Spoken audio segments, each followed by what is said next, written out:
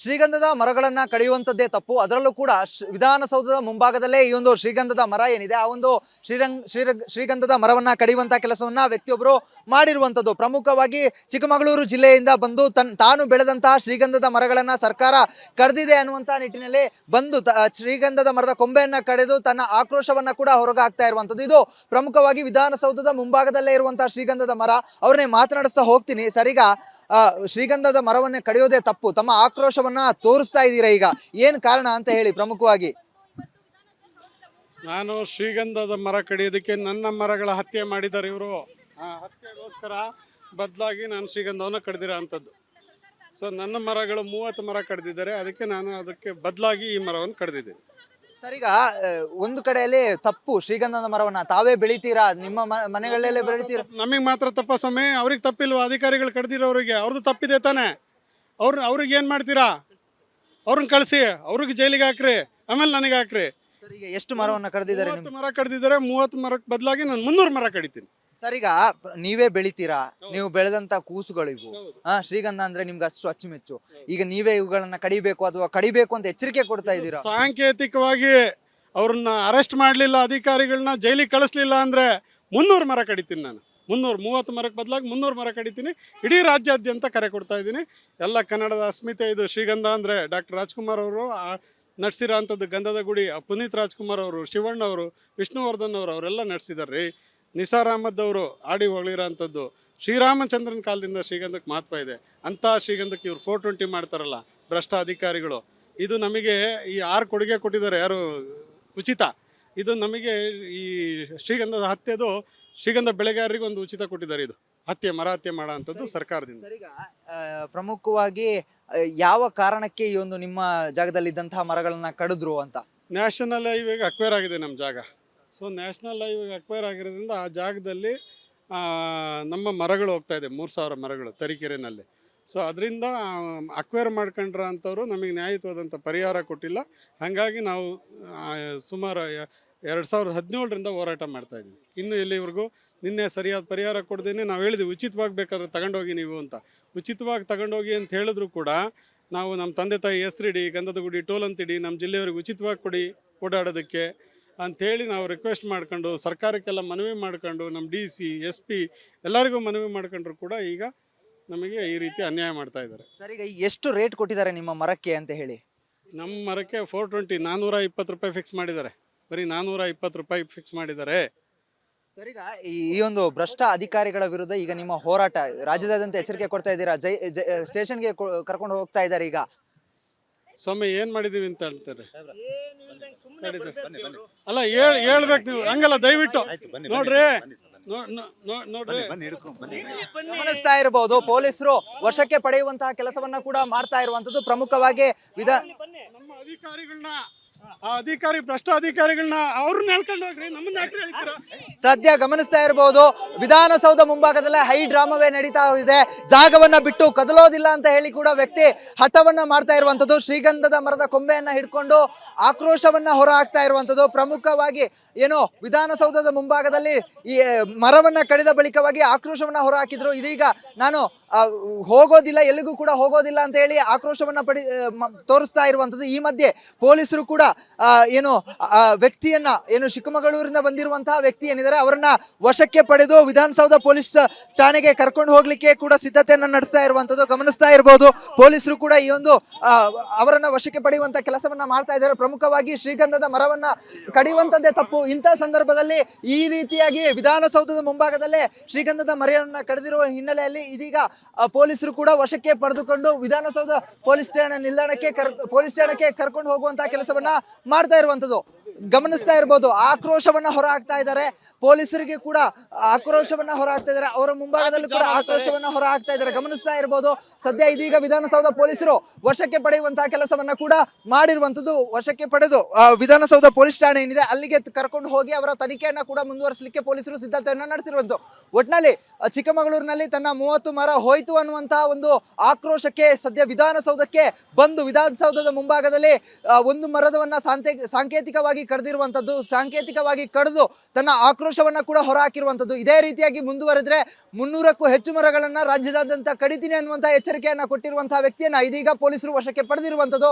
ಯಾವ ರೀತಿಯಾಗಿ ಈ ಒಂದು ವಿಚಾರಕ್ಕೆ ಸಂಬಂಧಪಟ್ಟ ಹಾಗೆ ತನಿಖೆ ನಡೆಸ್ತಾರೆ ಅನ್ನೋದನ್ನ ಕಾದು ನೋಡಬೇಕಾಗ್ತಾ ಇದೆ. ಕ್ಯಾಮರಾ ಪರ್ಸನ್ ಶಿವು ಜೊತೆಗೆ ಚರಣ್, ರಿಪಬ್ಲಿಕ್ ಕನ್ನಡ, ಬೆಂಗಳೂರು. ಶ್ರೀಗಂಧದ ಮರಗಳನ್ನ ಕಡಿಯುವಂತದ್ದೇ ತಪ್ಪು. ಅದರಲ್ಲೂ ಕೂಡ ವಿಧಾನಸೌಧದ ಮುಂಭಾಗದಲ್ಲೇ ಈ ಒಂದು ಶ್ರೀಗಂಧದ ಮರ ಏನಿದೆ, ಆ ಒಂದು ಶ್ರೀಗಂಧದ ಮರವನ್ನ ಕಡಿಯುವಂತಹ ಕೆಲಸವನ್ನ ವ್ಯಕ್ತಿಯೊಬ್ಬರು ಮಾಡಿರುವಂತದ್ದು. ಪ್ರಮುಖವಾಗಿ ಚಿಕ್ಕಮಗಳೂರು ಜಿಲ್ಲೆಯಿಂದ ಬಂದು ತಾನು ಬೆಳೆದಂತಹ ಶ್ರೀಗಂಧದ ಮರಗಳನ್ನ ಸರ್ಕಾರ ಕಡ್ದಿದೆ ಅನ್ನುವಂತಹ ನಿಟ್ಟಿನಲ್ಲಿ ಬಂದು ಶ್ರೀಗಂಧದ ಮರದ ಕೊಂಬೆಯನ್ನ ಕಡಿದು ತನ್ನ ಆಕ್ರೋಶವನ್ನ ಕೂಡ ಹೊರಗಾಗ್ತಾ ಇರುವಂತದ್ದು. ಇದು ಪ್ರಮುಖವಾಗಿ ವಿಧಾನಸೌಧದ ಮುಂಭಾಗದಲ್ಲೇ ಇರುವಂತಹ ಶ್ರೀಗಂಧದ ಮರ.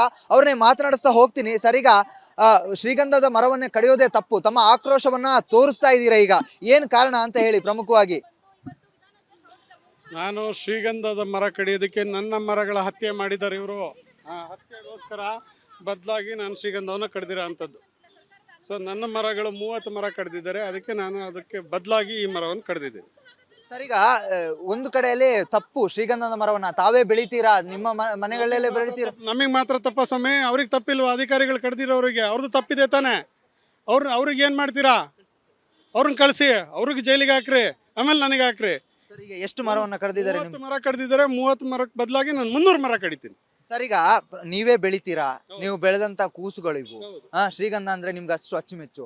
ಈಗ ನೀವೇ ಇವುಗಳನ್ನ ಕಡಿಬೇಕು ಅಥವಾ ಕಡಿಬೇಕು ಅಂತ ಎಚ್ಚರಿಕೆ ಕೊಡ್ತಾ ಇದ್ದೀರಾ? ಸಾಂಕೇತಿಕವಾಗಿ ಅವ್ರನ್ನ ಅರೆಸ್ಟ್ ಮಾಡಲಿಲ್ಲ, ಅಧಿಕಾರಿಗಳನ್ನ ಜೈಲಿಗೆ ಕಳಿಸ್ಲಿಲ್ಲ ಅಂದ್ರೆ 300 ಮರ ಕಡಿತೀನಿ ನಾನು. 30 ಮರಕ್ಕೆ ಬದಲಾಗಿ 300 ಮರ ಕಡಿತೀನಿ. ಇಡೀ ರಾಜ್ಯಾದ್ಯಂತ ಕರೆ ಕೊಡ್ತಾ ಇದ್ದೀನಿ.